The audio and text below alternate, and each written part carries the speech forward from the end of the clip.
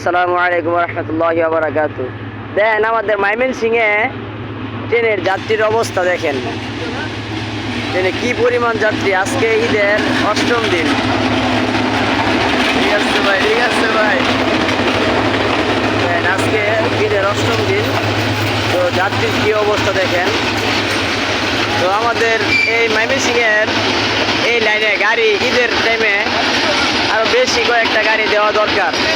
দেখেন যাত্রীরা অনেক কষ্ট করে যাইতেছে, ছাদে ভিতরে কচ্ছি মারা লোক একদম। দেখেন এই যে ওই পর্যন্ত দাঁড়াইছে ভাই, দেখছেন তো অবস্থা হইতেছে এমন, আসলে কি আর বলবো।